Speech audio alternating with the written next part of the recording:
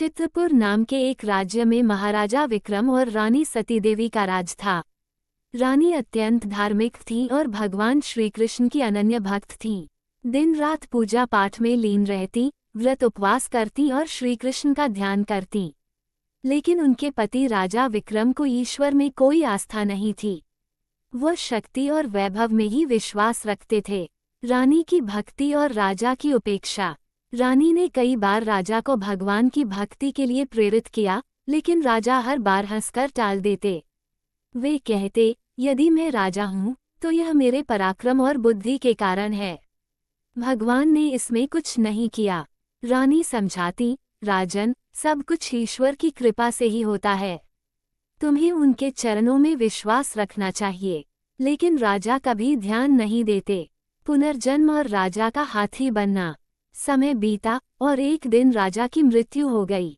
उन्होंने जीवन भर ईश्वर को याद नहीं किया था, इसलिए अगले जन्म में उन्हें जंगल में एक विशाल हाथी के रूप में जन्म लेना पड़ा। उनका जीवन कठिनाइयों से भरा था। भोजन के लिए भटकना पड़ता, शिकारी उनका पीछा करते और कभी कभी अन्य जंगली जानवर उन पर हमला कर देते। उधर रानी सती देवी राजा की मृत्यु के बाद भी श्री कृष्ण की भक्ति में लीन रहीं। उनकी भक्ति इतनी प्रबल थी कि जब उनका भी देहांत हुआ तो उन्हें अगले जन्म में एक संत विदुषी के रूप में जन्म मिला।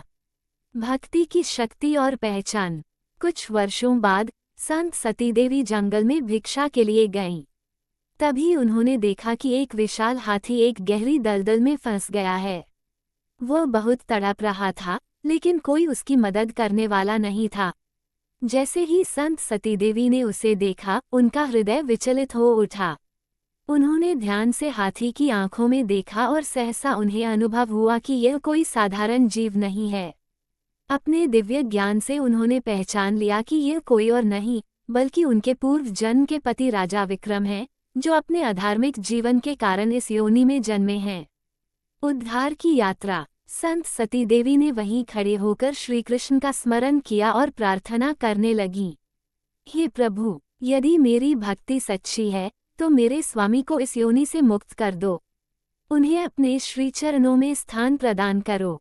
उनकी भक्ति और प्रार्थना से आकाश में प्रकाश प्रकट हुआ। भगवान श्री कृष्ण स्वयं प्रकट हुए और अपनी कृपा से हाथी को तुरंत मानव रूप में बदल दिया।